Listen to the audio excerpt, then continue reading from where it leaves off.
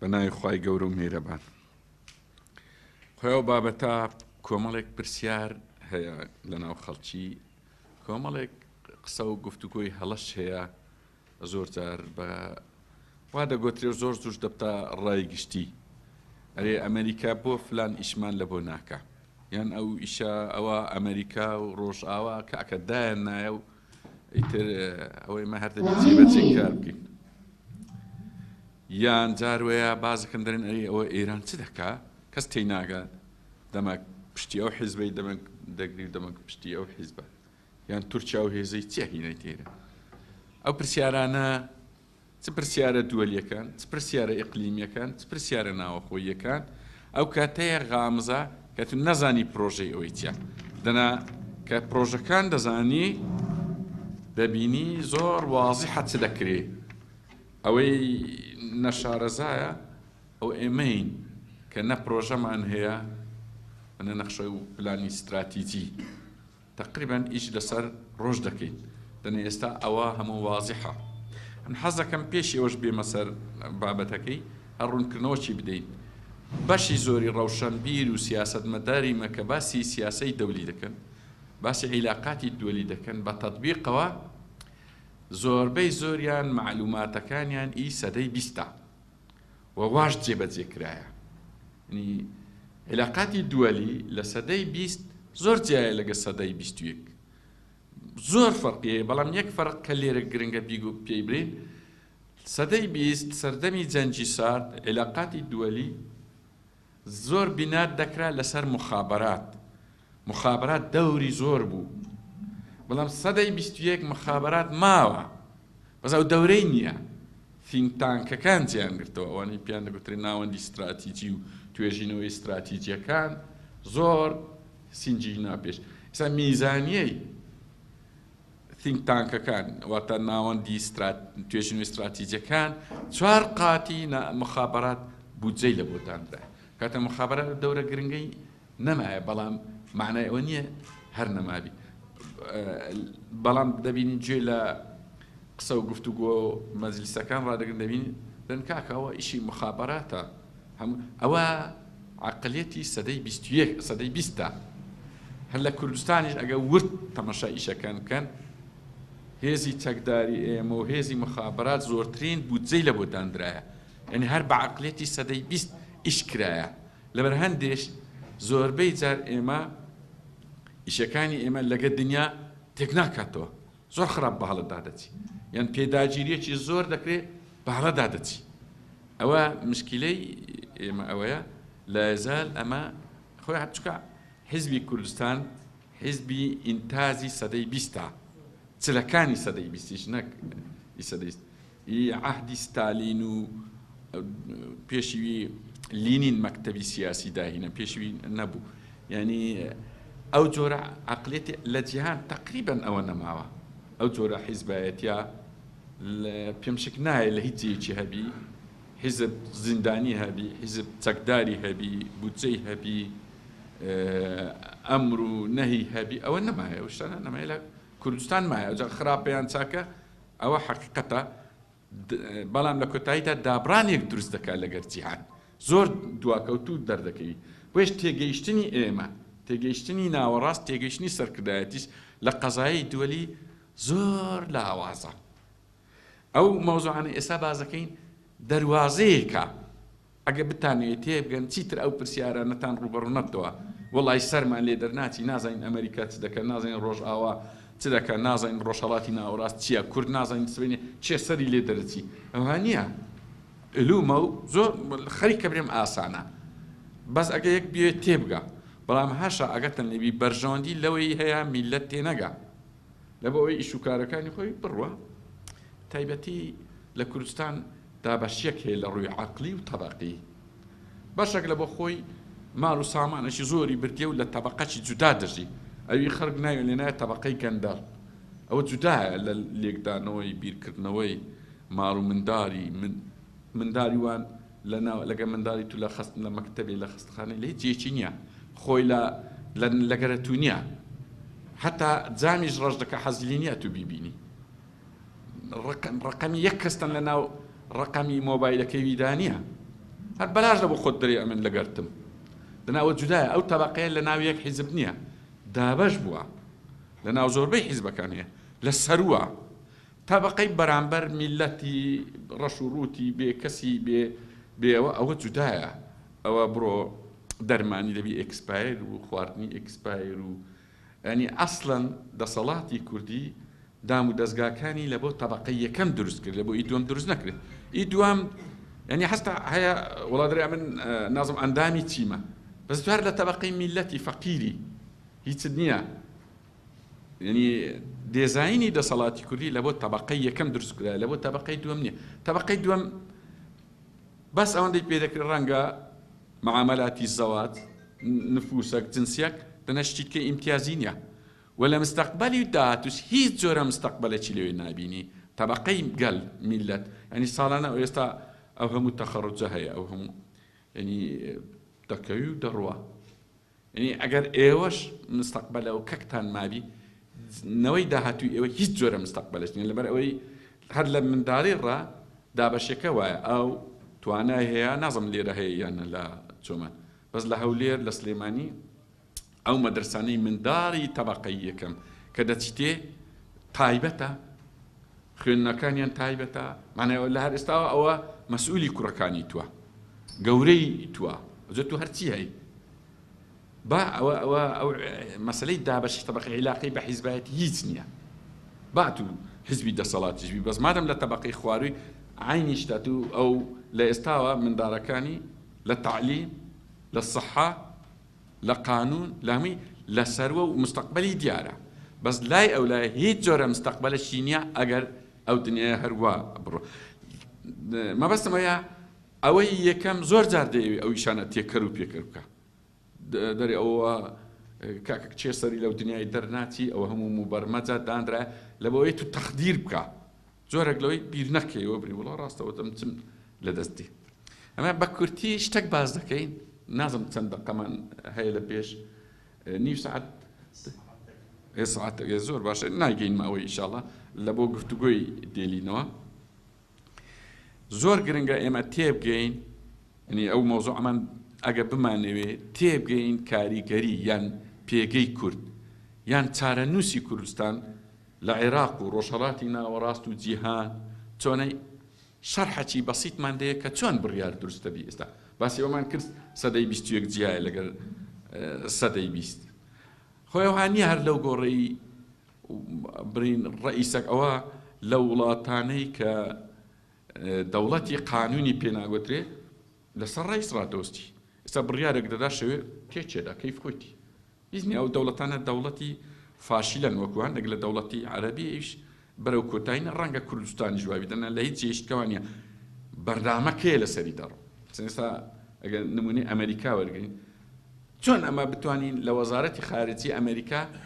بخوێنینەوە مووقفی وەزارەتی خارجی ئەمریکا بەرامبەر مەلەفی کورتیا تۆ زەحمە نییە علمە 5 سەرچاوەی ئەساسی هەیە هەر بە خێرایی تەمەن ئەوەی ئەگە ئەهلی اختصاص بی ڕەنگە بۆ شەرحی ڕازی نەبی چکە زۆری دەوێت بەس سەرچاوەکان سەبوڕی لێ نییە سەرچاوەکان یەکیان لە لێژنەی خارجی کۆنگرس لە مەجلیسی ئەمنی قەومی لە ڕئاسەی جەمهوری لە وەزارەتی خارجی لەگە ئەو think تانکانەی باسمان کرد کە زۆر گرنگن زۆرە بەس 5 ئەساسی هەیە ڕاند لە هەمووی میمترا بڕۆکنس فۆرن ریلیشن مؤسسەی شەرق الأوسط للدراسة ینی ئەوانە چ دەکەن ئەنە بەس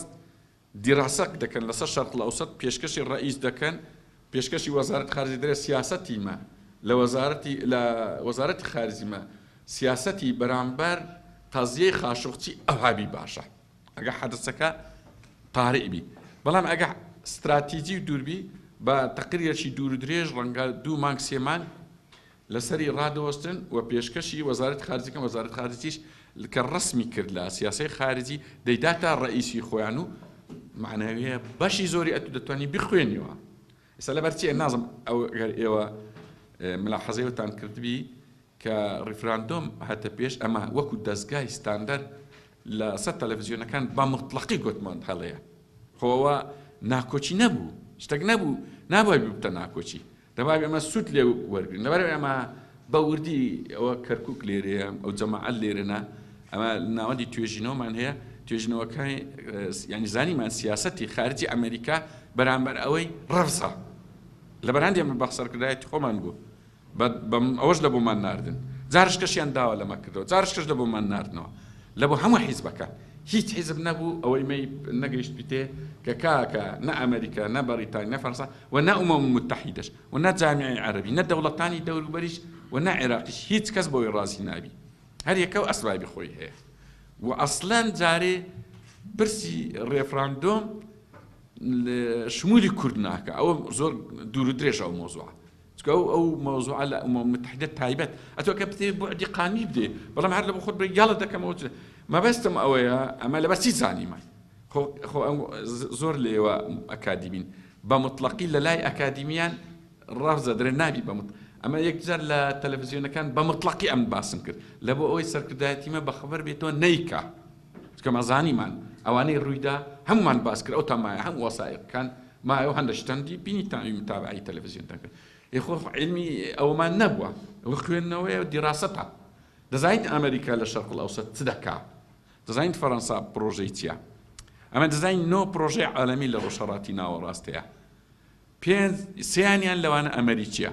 5 گەڵاڵەش پرۆژە و گەڵاڵە فەرقیە 5 گەڵاڵەی ئەمریکیش لە ڕۆژهەڵاتی ناوەڕاستەیە پرۆژەکان ڕەسمین گەڵاڵەکان ڕەسمی نین لە پرۆژەکان کورد زۆر قووەتی تێدا نییە ینی کوردی تێدا نیە ڕاستی ئەمە هەمومان هەیە بەڵام لە گەڵاڵەکان تێدایە بەتایبەتی گەڵاڵەی برێجنسی و گەڵاڵەی برنارد لویس زۆری تێدایە حەقوایە سەرکردایەتی کورد ئەوانەی بزانی وایە ئەوانەی لەبەرچیەوە بیکرد وایە ئیش لەسا ئەو پرۆژانە بکەینیان لەسا ئەو گەڵاڵانە بکەین ئەوەی باسم کرد کە بین ئەوە سیاسی خارجی ئەمریکا بەگشتی لەو پێنج سەرچاوە وەرەگری بەڵام کە دەستە هەر منتیقەیەکی توا جوان جێ لەوەی ڕاگرن دەستە هەر شوێنەکیش فلتەری لێیە بۆ نمونەمە نمونەمان شەرق ئەوسەتە کە دێتە شەرق ئەوسەت ئەو نۆ پرۆژەی باسم کرد بەنا ئەو نۆ پرۆژەی دادێ ئەجە دوایە بەڕەچاوی زۆر گرنگە ئەو قسە بەڕەچاوی سیاسەتی سعودیە و تەوەرەکانی سعودیە و ئیمارات و ئیسرائیل و ئەوانە تقریباً تەوەرەکە تورکیا و قەتەر تەوەرەکە ئەوانە ڕەچاوکردنە بەڵام ئێران و جەماعەتەکەی ڕەچاوکردن نییە بە دژایەتی واندێ هەندێکیان عملیاتی تاردیە هەندێکیان عملیاتی عکسیە ئەوانە هەموو وردن ئەدەبی هەموو دیراسەتی ئەوانە بکەی ئەگەر یان مەنی سیاسەت مەدارم یان کە دەرەی خۆمە لێرە وابزان زۆر ئەم بەخۆم سیاسەت مەدار نیمە لەبەرەوەی حیزبی نیمە بەس علومی سیاسی دەکرێت علومی سیاسی دەکرێت ڕاستی ئەوەی ناشارمە ئەمە پێشترێ لە شاخ بووینە لەناو شۆڕش بووینە و بە شانازیەوە لەو منطقەش بوویمە ئەوە جوایە بەڵام وەکو حیزبی وەڵام لەو کاتیش حیزبی منەوە بەغەرەت زۆر جار خەردرێت و سیاسەت مادێ نەوە لە سیاسەت مەدار ئەوانە سیاسین کە لە ناو حیزبەکی ئیش دەکەن بەڵام علومی سیاسی لە بۆ هەمومان پێویستە کە دێتە ڕۆژهەڵاتی ناوەڕاست ئەو سیاسەتە بەو فلتەراندا بەڵام کە دێتە عێراق جارج کەس بە فلتەری تردا دەڕوە فلتەرەکان دەبی ببینیەوە دوو فلتەری ئەساسیە یەکیان تەقریر بێکەر هامڵتۆن ئەگە لە بیرتان بی یەکیان ئیتیفاقیەی عێراقی ئەمریکی کە 28 مادەکەیە پێی دەگوتری ئیتیفاقی ئەمنی ئێستا توتاو بۆ ئەندەی لە 100 تا 80 سیاسەتی ئەمریکا گەیشتی سیاسەتی خارجی ئەمریکای بەرامبەر شەرق ئەوسەد بەرامبەر عێراق بەرامبەر کوردستان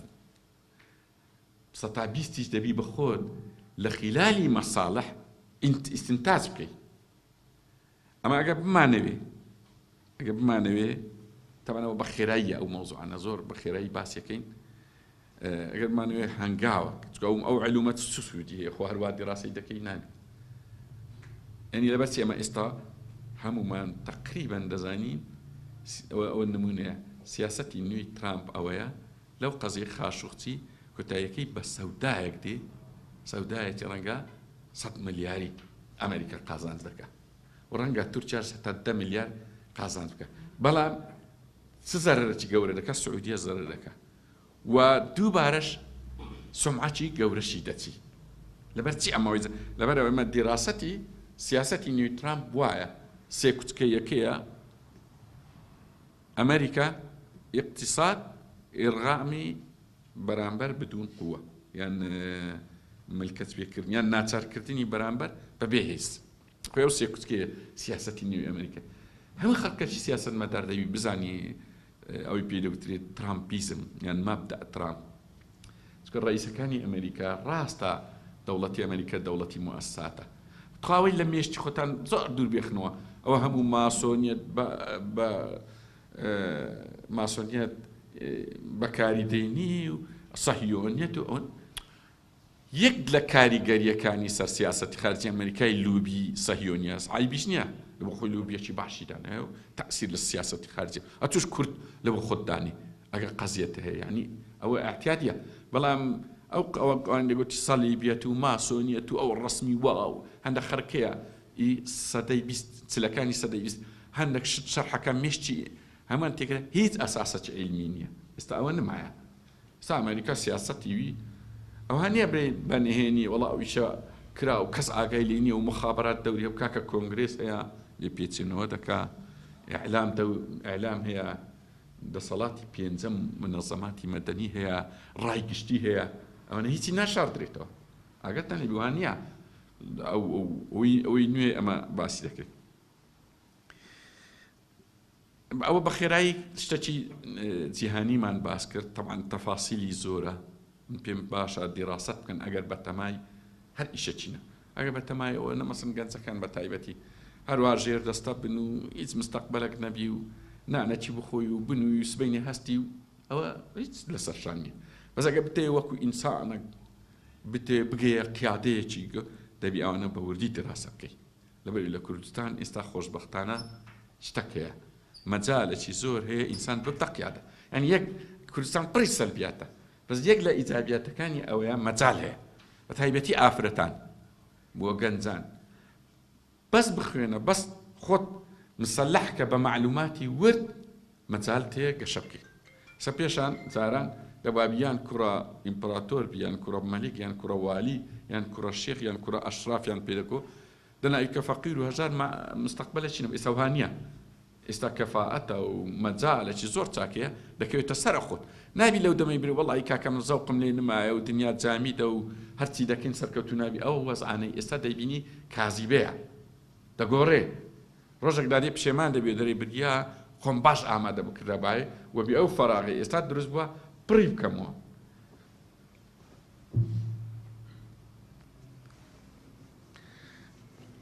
لەبەرەوەی ئەوانەمان بە کورتی باس کرد ئێوە بە خۆتان متابعی بکەن بە دوواداچوون لەبۆ بکەن بزانن سیاست لە چێ دروستەبی بزانن بڕیار لە چێ دروستەبی بزانن کاریگەریەکانی لە چێ هەیە ئێستا من بە خێرایی دێنەوە سەر ڕۆژهەڵاتی ناوەڕاست بزانین ئەو تەوەرانەی ڕۆژهەڵاتی ناوەڕاست هەر یەکە هەڵویستیان بەرامبەر کورتیا ئەخر ئەو کاتی دەتوانین وەکو بری پێگەی کورد ئەی پێی دەگوترێ ئەوی ڕاضیاتی خینوی کۆئۆردینەیتی کورد لە چێ یان ئەو کاریگەری هەتا بتوانین ڕسمی داهاتووی خۆمان بکەین بزانین مستەقبەلی ئێمە لە عێراق لە ڕۆژهەڵاتی ناوەڕاست لە جیهان بەچێدا دەڕوە هەروە لە خۆڕا دەڕوە یان قانونێکی دەجر ئێمە لەسەرمانە ئەو قانونی ئیکتشاف بکەین زۆر ئاسانە دەرین وەڵا پاشی ساڕشکاو هەیلی دێ کورد ئەمە ئەم بەبیرم دێ باسی ئەومان گوتمان ساڕشکاو هاتینەوە کەرکووک نمایە هەن لەبەرچی زانیمە نەکەر ئەمە زۆر خەڵکەشی زۆر ئەوەی زانی وا بزانم بەشی زۆری خەڵکی قسەی لەسەر مەوزوعەکانی کوردستان ڕاست دەرچوو بەشی زۆری ئەوەی لە دەسەڵات باسی کرد بەشی زۆری هەڵە دەرچوو ئەوەش لە ئەنجامی دیراسە نەکردنە لە ئەنجامی تێنەگەیشتنە لە سیاسەی خارجی سیاسەی دووەلی و عیلاقاتی دووەلی ئەن بە کورتی هەندەشتان دەرم ئێستا هەر دەزانین تورکیا دێ هێزی هینایتە ناو هەرێمی کوردستان ئێرانیش ساڕغبارانمان دەکاو وەڵام لە ئەوەی خوێنمەوە لە جەریدەی حیزبی دیموکرات دەرێ ئەتا ئێستا 141 ئەندامی ئێمەیان شەید کردی دەزانیت ئەوە چەند عیبە لە بۆمە لە بۆ کورد میلەتی ئەو دوی بێ وەلەوە من هەندە سیاسەتی برایانی کوردی ئەولام پێ دروست نییە بەڵام ئەوان بێن میوان وەلەو میوانیش جوان نییە هەر بین لە لای منە ئەمە بچین بیان کوژی لە بۆ دەوڵەتەکی داگیر کرد زانیەوە چەند عیبە و ئیشە عیبتر لەوەیە هەتا ئێستا کەسە چ نەگیرایە 141 کەس تورکیا بێ بە کەیف خۆی ئەوە هێز بینی و ئێمە هەموو باسی ئەومان کردێ کەس ناتوانانی بستەک بێ و لە ناوەخۆ ئێستا ئەو هێزەی تورکیا هات تا ئەوێ ئەگە هێزێکی کوردی با ئێستا شەڕ هەرابوو یان حتا هێزی ئێرانیش بێ دێ و هیچ لە کۆڕنیە هێزێکی کوردی بچیتە سلێمانی ڕەنگە ببتە شەڕ و مشکیلە کەواتە ئێمە دەبی بزانین ئەو هێزانە ئەو تەوەرە گەورانی ڕۆژهەڵاتی ناوەست هەر یەکە هەڵوێستی چۆنە بەرامبەر کورد ئەرێ هەمووی هەر موئامەرەیە جاروەیە خۆ قسەک دەکرێت قسەی شاریعیە کاکە هەم یەک لە یەک خراترن ئەوە ئی توێژینەوەی نییە زۆر جێم لێ بووە من قەت بە جواب نایم بەڵام کە هاتی نەسە مێزەکی و توێژینەوە بکرێ بە وردی ئەوهانیە نا فەرقەکی یەکجار زۆر لە بینی تورکیا و ئێران هەیە فەرقەکی یەکجار زۆر لە بینی هەردووکیان و سعودی هەیە هەر هەمووشیان لەگەڵ ئیسرائیل فەرقی ئەو چارتەوەرە ئەساسیەش هەیە لە ڕۆژهەڵاتی ناوەڕاست ئەم حەزەکەم لە یەک شتی بێ ئومێدتان کرد زۆر خەرچی ما ئومێدی بە ئیسرائیل هەیە ئیسرائیل ڕەنگە خراپەی لەگە کورد نەکە بەس هەر چیزا و هەرچیز لە پرۆژەی ئیسرائیل دەوڵەتی کوردستانی تێدا نیە ئەوەی دەبی کۆتایی بێ چونکە ئەوەی کاک پێشەوە باسی کرد ڕۆژهەڵاتی ناوەڕاست دابەشەکەی لە سایکس پیکۆ وا دابەشکرایە کە قەت ئیستیقرار بخۆی وە نەکبینی و ئەو سنوورانش کە داشنرایە سنوورەکان بە پێی ستاندارد و مەستەڕەی ئەمنیەتی ئیسرائیل و مەسلحەتی ئیستعماری عالەمی دانرایە کاتە ئەو سنوورانەی کوردستان دانرایە دەستکاری بکەی ئەمنیەتی ئیسرائیل تێکەدەی لەبەر هەندێ ئەگەر بینیتان خەڵکی مەوەیان دەزانی فیدرالی و حکمی ذاتی و ڕێفراندۆم لە بۆ دەوڵەتی سەربەخۆ یەکشت نییە ئی ئاخری تێکدانی سنوورە کە تێکدانی سنوورە هیچ دەوڵەتە قبول ناکە ئەوە مشکلەی مەی کووردە غەدرەشی زۆر گەورەی لەمە کرایە ئێمە سنوورێک وا کێشرایە لە مەسلحەتی کورد هیچ نییە هیچ هەرچی ئەوە على الإطلاق هەر یەکەکتان دیت هات ئەو سنوورانە تێکەدا ئەوە لە بۆ کورد باشە حتا داعشیش بی داعش هات داعش نمونەی زۆر ناشیرنە بەڵام کە هات ویستی سنوورەکان تێکدا ئاگەتان لێبێ ئەمە قازانجێکی گەلە زۆرمان کرد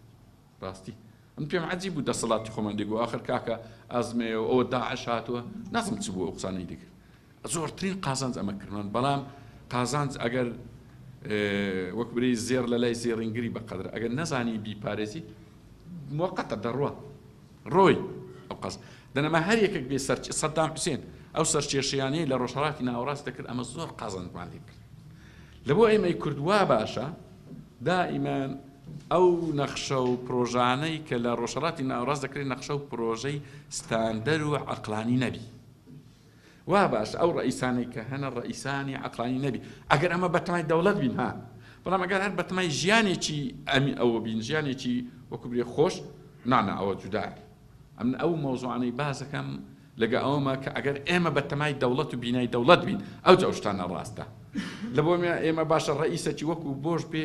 نەزانی پرۆژە و مڕۆژەتی من لێ بنێ ئەوەی داگیر بکە ئەوەی داگیر بکە ئەوەی تێکو پێکدا ئەمە قازانج لەوانە دەکەین ئەمە قازانج لەوانە دەکەین جیهەتێک بێ لەبەرچی ئەمە زۆر قازانجمان لە ئیسلامیان کرد لەبەر ئەوەی باوەڕی بە سنوور و سایکس پیکۆ هیچ نەبوو بەڵام تەیاری قەومی تەیاری چاپ تەیاری عەلمانی بەگشتی باوەڕی بە سایکس پیکۆیە کەس دەستکاری سایکس پیکۆ ناکرد لەبەر ئەوەی ئێران هات ئەمە قازانجمان کرد ڕاستیەکەی ئەوە معنای ئەوە نییە ئێران یارمەتی مەیدایە مساعدەی کردیە و لاویجدانەوەی نە ئەمنیەتی قەومی دۆمینی پرۆژەکەی وایە ئەمە قازانج لەیەکی ئەوجارە لە تورکیا کە ئیسلامیەکان دێن دیسان بڕێکمان قازانج کرد لە عێراقیش وە ئەمە قازانجمان لەوانە هەموو کردیە بەداخوا بەڵام نازانین قازانجەکەی بەرجەستە بکەین ئەوە کێشە چترە وەکو برێ خوای گەورە دەرکە لێ دەکاتەوە بەس تو بە خۆت نەزانین دەرکەی بکەیەوە چ بکە ڕەنگە ئەم دەن 15 ساڵیش دەبی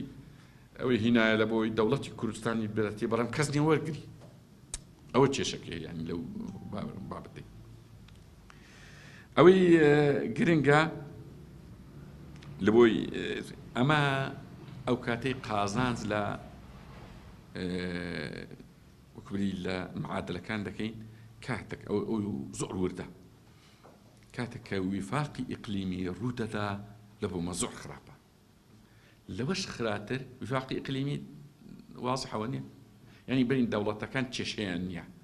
ڕێک دەکەون عادەتەن ئەو ڕێککەوتنانەش لە سەر حیسابی کوردە بەتایبەتی دەوروبەریمە و پێی دەڵێن وفاقی ئیقلیمی ئەو وفاقی ئیقلیمی ئەو کاتە زۆر خەتەر دەبی کە لەگەڵ وفاقی دووەلیش تێک دەکاتەوە وابزان واضحە ئەو ئەدی پێچەوانەکەی چ ئەدی کەی ئەمە قازانجەکەی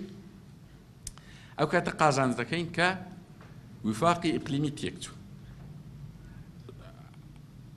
لەوەتی ئێران سەورەی کردیا لەگەی هیچ دەوڵەتی جڕین لەبەرەوەی پرۆژەکی جودایە لە شەرق ئەوسەط پرۆژەکەی دیارە مەگزیمامەکەی دیارە دۆمینەکەی دیارە ڕێنجەکەشی دیارە جەوەی شارەزانەبی دەنە دیارە سەر شەرحەچی ئەوەشی دەکەی تورکیاش دیارە سعودیە و جەماعەتەکەش دیارە ئیسرائیلیش دیارە لەو دوایی بەڵام بە کورتی ئەگەر شەیکەینەوە تورکیا وای پێ باشە واشی ئیش دەوێت لەسەر کورد دەیەوێت ئەو حالەتە قەومی قبول نییە دەیەوێت حالەتەکی مەذهبی کورد بەرپا بکە واضحە یعنی وەکو بری حالەتەکی مەذهبی کوردی قبولە ئەتو ئەگەر خۆت یەخسە مەذهبی تورکیا ئەوەی دەوێت بەڵام قەومیەکەی قبولە ئێران بەعکسەوە حالەتە قەومیەکەی توی قبولە حالەتە مەذهبیەکەی قبول نییە هەر یەکە لەو دوو بۆچوونە لەو دوو پرۆژە دیزاینێکی لە سیاست دروستەکە زۆر جیای لەگە ئەوی تر بۆ نمونە تورکیا بەجێری ئەوەی دەوێت ئەتو جارشکە بچێڕیتەوە سەر سیراعەتە کۆنەکەی بینی عوسمانی و سەفەوی و ئەتوش بەشێک بی لە سوارەی حەمیدی و لەگەی وابزانم ئەگەر زۆریش ئاگەر لە خۆ نەبی تورکیا دەیەوێت بە پارە هەندێک ئیشت پێ بکە و لە ئەو یعنی وەکو هەنجار کردیتی ئاگەتە نێبی ئەوە ئێران جۆرە چترە حالەتی مەذهبی لە بۆی خراپە حالەتە قەومیەکەی قبول وازم تەفسیلی نایە ئەوە لەبەرچی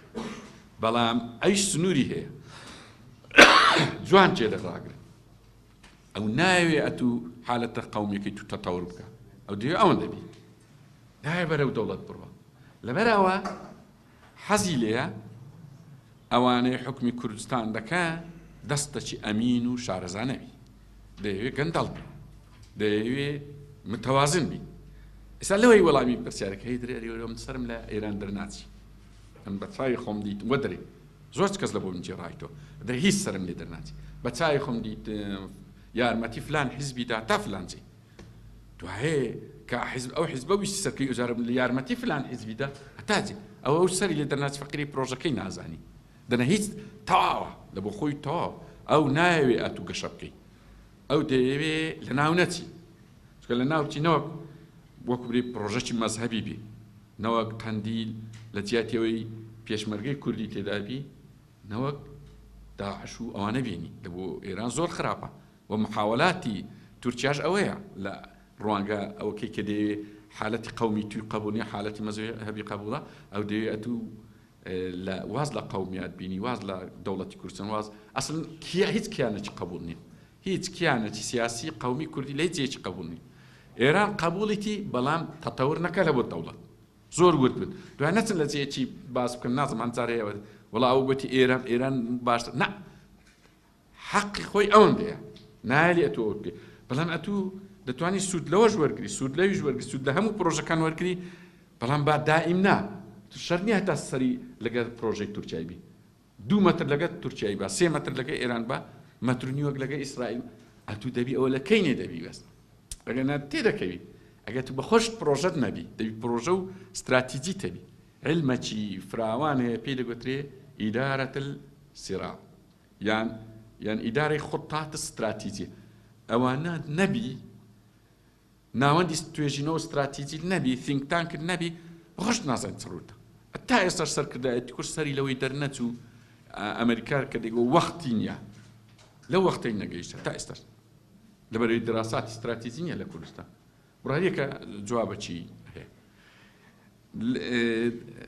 ئێمە لەو ئەوەی وەکو فەقەرەی ئەخیرمان لەبارەی پێگەی کورد و داهاتوی کورد و ئەوانە یان بەڕۆچ ئەگەر سەرکردایەتی کورد لێرە بووایە پرسیارەکەمانەوە ئەدی ئێستا چی بکەین ئەوە هەموو ئەوە یەک بابەتە ئێستا پێگەی کورد ڕاستی بەهۆی ئەو وەزعانەی کە باسمان کرد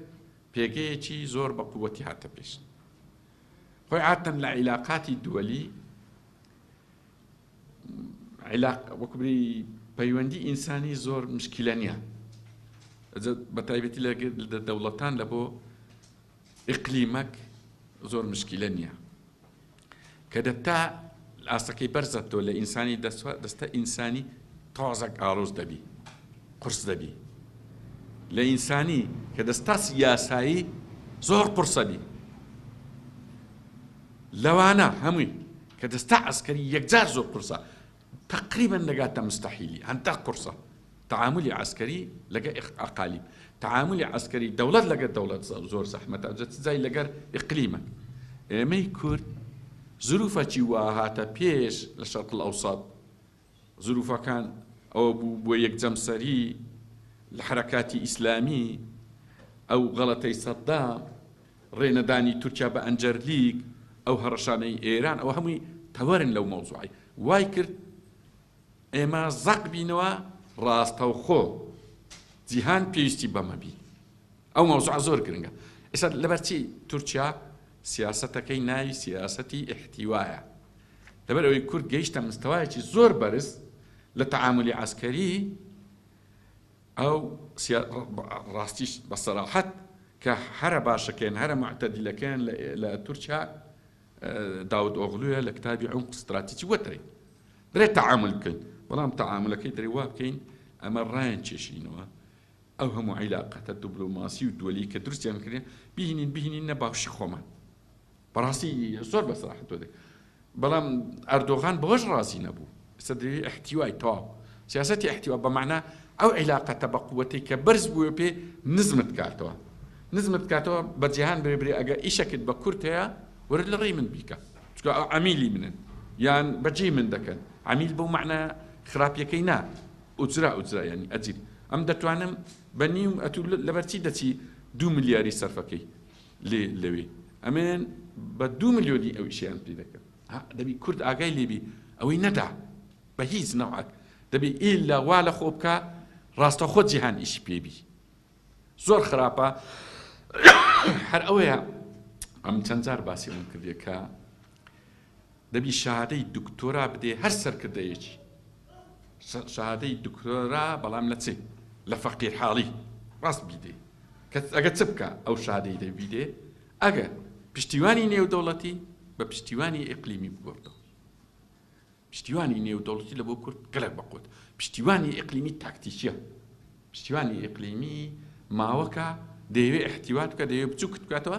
دوایە تەعاملێکی سەدەی 20 مخابراتی لەگەر بکە ئێستا حالیان ئەو تەهێزیان هینایە دەیانەوێت وار لێ بکەنەوە سەر لەنوێ پێگەی کورد وەکو باسم کرد زۆر بەرز بوو گەیشت بووە تەعاملی عەسکەری کەواتە زۆر گەورە بووە ڕاستی ناچار هەندێک دەوڵەت ئاعترافیان پێکرد زۆربەی ئەم پێم وایە جگە لە تورکیا باقی دەوڵەتانی ڕۆژهەڵاتی ناوەڕاست تقریبا ئاعترافیان بە هەرێمی کوردستان کرد کە ئەو حاڵەتەی هەیەی حالەتە سیاسی قانونی و عسکەریەکە قبول بی بەڵام وەکو دەرێن خۆمان ئاخیرەوە هەردنی خۆمانی کورد نەشارەزا بوو زۆر بە تایبەتی لە سیاسەتی نوێی ترامپ ئەگەرتان لێبی ترامپ لەسەر سیاسەتی ڕئیسەکانی تر ناڕوە گوچتەن لێ بوو هەر ڕئیسەک دێ وەکو بری سیاسەتێکی تایبەت بەخۆی هێم دەرێن مەبدە مۆنڕۆ جێتان لێ بووە مەبدە ڕۆستفلد مەبدە ئایزنهاور مەبدە ترومان مەبدە بۆش مەبدە ینی ئەوەش تایبەتی خۆی هەیە ینی سیاست زۆر مەسەلا لەبەرچی ئێستا هەتا ئێستا نازم تێبینیوەتان کردێنە ئیستیقبالی هیچ سەرکردەی باشووری نەکردێن لەبەرەوەی کە پێی درێن ئەوە فلان دەیە بێتەلە ئەو تەمەشان درێت چیت قازانجی هەیە ئەو سەردان پرۆژەی چییە وڵا درێن هیچ ئەیدر لە بۆ چی دێ ینی ڕوانگەی وی ڕوانگەکی زۆر ئیقتصادیە کەمتر ئینسانیە دەبی ئەو ڕەچاوی ئەو سیاسەتەوی بکەی بزانی ئەجا وەکو بری علومەکی بڕک ئاڵۆزە بەڵام ئاسانیشە تێگەیشت ئەمە دەقی ئەو نوسخەیەمان هەیە کە ئێستا ترامپ لەسەری دەڕوا ڕان لە 2016ەوە دیڕاسەی کرد وەدای تێدەستی کە سیاسەتی خارجی ئەمریکای لەسەرەوە ئەمە دەقەکەیمان هەیە جەماعەت دەزانن زۆر بە وردی توێژینەوە کرد ئەو زیاتر ئەوەی جیاوازە لەوانی تر ئەوەیە دەیەوێ ئیش بە بەرامبەر بکە بە بێ بەکارهێنانی هیس بێ بەکارهێنانی هیس ئەو هارد پاوەر و سۆفت پاوەر و ئەوانەی تەجروبە کرد ئەوەی ئێستا زۆر بێمەصرفە وبالفعل تا ڕادەیەکی زۆر نەجاحەتی نایە ئەم بەخۆم یەک لەوانە تەوەقعم نەدەکرد ترامپ ئەوەندە سەرکەوتوو بی ڕەمیسا زۆر سەرکەوتوو بوو هەر با لێدوان بە ئینتەرنێت با ئەوە دەتوانی لیرەی تورکی تومەنی ئێرانی بینتە خواری و دۆلاریش بەرز بکاتەوە چکە ئێستا ئاماژە لە ڕاست و درستی سیاست ئەوەیە چەندە ئەتوو ئەو پارێت بە قووەتە لە دووەلی یعنی هیچ پێویست ناکات و لە شتی تر بکۆڵیەوە وەکو بری ئەمپێرێکە پێ دەرێ ئەوە دەرێ سیاست و اقتصاد و قانون و تجارەت و هەموو ئەوانەی فلان دەوڵەتی ئەوتە لەو پارەی بەدی دەکرێت کە ئاماژەکەی ئەوەنێ دقە بە دقە غەڵەت دەکەی دێتە خوارێ ئەوە دەکەی شتی باشەکەی سەر دەکەی یعنی ئەوە نمایەوە خەڵکی فەقیر فەقارە ئەگەر هەروەها لە بۆ خۆی بێ هەرت خەرتێنی برەوە فلان حەچیمە و نازەمەوە بە خۆت زانی لە کوردستانەوە زۆر دەنا ئەمپێر هەیە ئێستا ویسا تەماشای دەکەی زانیوە چۆنە جاما لێرە لەو سیاسەتی ئەمریکای باش نەگەیشتی زۆرە تەمان دوور و درێژە ڕەنگە ئەو توێژینەوەی درایتە ترامپ نیسکەی هەفتا لاپەڕەیە سێشت مهمە ئەمە کە درێن ئەمە توێژینەوەکمان کرێشتن بڵاو نەبوویتەوە درێن کورد لە سیاسەتی ترامپ و ئەمریکا خۆخ ناوی کوردی تێدا نیە ڕاستیان پێ بێت بەڵام دەوی بەلایتی بگەڕی لە ناو بزانین لە چێ دەبین لە دوو شوێن دەگرتەوە لە شوێنێکی کە باسی خصوم دەکەن خصوم چییە؟ ینی ئەو ئامرازانەی کە لە بۆ ئەمریکا دێتە دی با بڵێن ململانی لەگە تورکیا دەکات یان لەگە ئەمریکا لەگە ئێران چۆن ئیرغامی دەکات ناچاری دەکا تەنازلی پێ بکات بە بێشەڕ دەرێ وەرە ئەو وەسائلانە بەکاربینە بەرامبەری دوو وەسائلی تێدا علاقەی بە کورد هەیە زۆرە ئەگەتەن لێ وەسائلەکان زۆرە ئامرازەکە دوو یەکیان بەکارهێنانی خصوم ئەو ئەمەین ئەمە خصومەکانی ئەوانەی کاتە بەکارهێنانی تێدایە لێرە شارەوەنتە نییە برین وەڵاو ئەمە ئۆنای ئەومە تێداین زۆر زۆر ئاقڵ نەبی زۆر ڕێک نەبی زۆر پرۆژەی بە قووەت نەبی بە مرتەزەقەی بەکاردەین بە مەبانی وەکو چۆن ئەو ئیتیفاقی لە مووسڵ کرا نازم دەزانیانە هەشت ماددە بوو لە بۆ گرتنەوەی مووسڵ کورد چونکە لە شارەزا و فەقیر حار بوو چوو ئیمزای کرد هەفت ماددە کەوتو بەسەر کورد مادەی هەشتم لەسەر کورد بوو دەبوابی بەڕێی من هەموو هەرێک لە ئێوە باید دەڵێن باشە مادەی چکە من هەفت ئیش کەوتە سەرشانی من دەبی خوێنی شەهیدم بڕێژم دەبی مادی بم دەبیەوە ئی هەشتەمی منەت دەڵێم وەڵی کاکە دەبی زەمانەتەچی دووەلیم لەوە هەبی ئەوە نقطەی یەکەم نقطەی دوم دەبی مادەی 140 لە بۆ جێبەجێ بکری دەبی کەرکووک و ناوچە دابڕێنەکەن دەبی ڕێفراندۆمێکی دەکەم دەبی احتراف پێ بکەن ناکەن دەنەمج ناکەم ئەو مەتالیبانیوەنێ ئێسەرکردایەتی کورد داوای 415 میلیۆن دلاری کرد ئەوە تاوان بڕک تووڕە بوون لە من هەتان ئەوەکە بڵاو بۆ من وەرم کرد لە ئەوەی ئیعلامی عێراقی وەرم کرد تەماشا دەکەن ئەم هەر هەستم کرد لە ئیتیفاقەکە ئێواری خوێندراوە زۆر تەماشام کرد زانیم ئەوە چکە هیچ تێدانیە لە بۆ کورد زانیم مادەک نقستانە باز ناکرد مادەی هەشتەمیان باز نەکرد مادەی هەشتەم دەبینم بەس باسی پارەی تێدا بەو دوای سەرکردایەتی کورد بڕک پشێمان بۆ حەق ینی ئینسان خۆشە ئەو قسە گوتی دەبوابی ئەوەی بکەین ینی هەم ڕاستەخۆ لە تەلەڤیزیۆن هەم بە جوابیش لەو بۆمان گوتیان ڕاستە وڵا دەبوابی ئەمە ئەو مادانە باسکەین بەس وڵاهی ڕەت بۆ لێمان ڕەت بۆ لێت دەرفەت یەک جاری ئەگەر نە ئەو وەزعەش وایلێن کاتە ئەوەی خصوم بەبیرتان بێتەوە ئەمریکا یان هەر ئەوە کە خصوم بەکاردەینی ئەگەر زۆر زۆر عاقڵ نەبی بە دۆلار و تومەن و لیرە ئیشەکەت پێ دەکەم معنای مرتەزەقە دەبی بەڵام بە هەمان کات ئەگەر ڕێک و پێک بی موەسسەساتی بی تۆ زۆر جوانەوە بی خەمت کوردستان بی و ناوەندی توێژینەوەی استراتیجی تەبی نابێ مرتەزەقە ئیش لە بۆ باشترین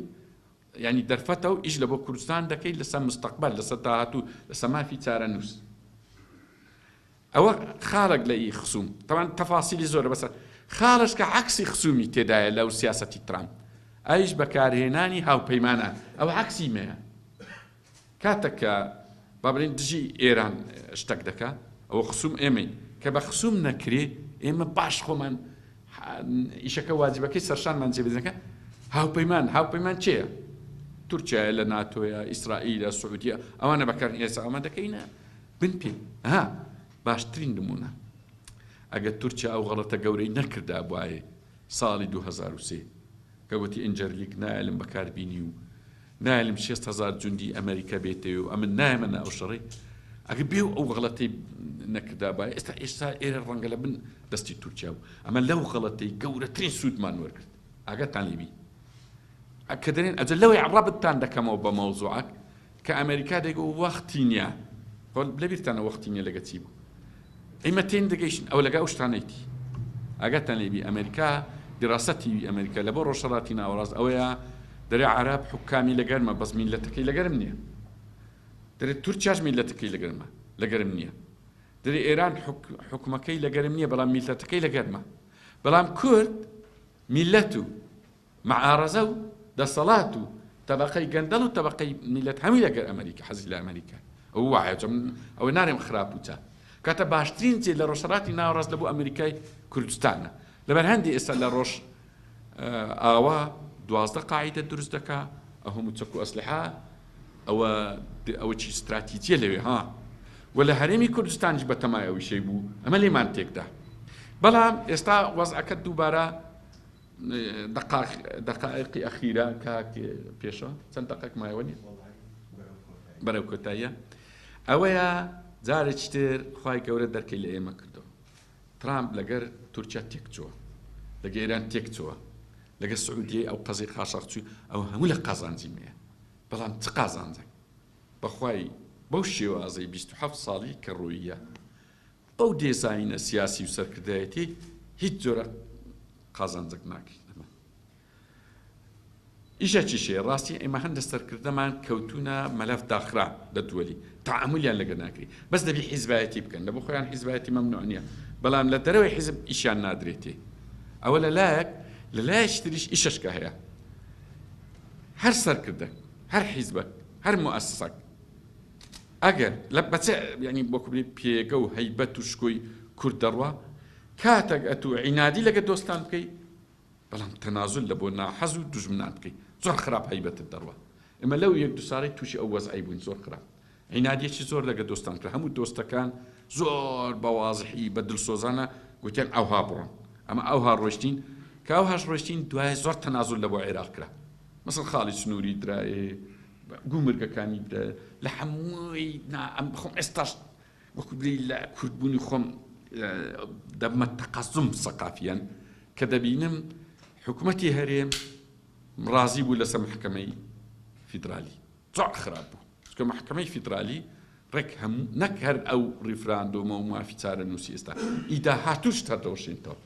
زۆر خراپ بووە ئەم نازانم لەبەرچی تحقیق نەکرا ئایا ئەوە ڕێی چێ بوو چۆن بوو لەبەرچی موافق بوو چکە ئاگاتان لێبی ئەوەلی گوتی سەر دەکەم باش بوو سەر دوم گوتی ڕێزگرتن ئەیش باش بەس دوایە گوتیان دەبی پابەند دەبی ڕاست گوتی پابەندم پابەند معنە خلاص لە ڕووی قانون عندكتم قانون ناستير هیچ مجالك نما ريفراندوم راس هروشاو نك هروشاو سوتاش چه سوتاندي حكومتي هري چكا كرنك اما قلت من ميكا بس ككرا تازه دبي بي باريزين تازه دبي بحمل يكون ايش ككرا بي باريزين تكنتي نازم تبي بلان حكومتي هري وايكت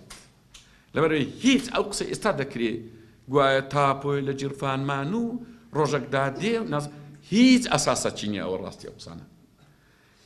لەبەرەوەی ئێستا باشترین ئیش لە بۆ سەرکردایەت کورد لە بۆ 4 ساڵی داات و کە مەجال هەیە ئێمە جارێکی تریش ئەمە ڕاستە تووشی زۆر خراپ شکست بووین بەڵام مەجال هەیە ئێمە هەستینەوە ئێستا پێگەی کوردی زۆر لاوازە لە عێراقی لە ڕۆژهەڵاتی ناوەڕاست لە دووەلی زۆر لاوازە بەخۆتان دەبینن چۆن حیزبەکانی ما ئەو دەرکوچی ئەو فلان مەسئولی لەو دەرکی خلاص دەستنە دەرکەی فلان حیزبی جاران بەبیرتانە ئەوان داهاتنە ئێرە چەند ڕۆژ لێرە دەکەوتن ئێستا هەر بەردەرکەی مالیکی تەوا نابی معامەریدی ئەو تەوا نابی ئەوی دێ ینی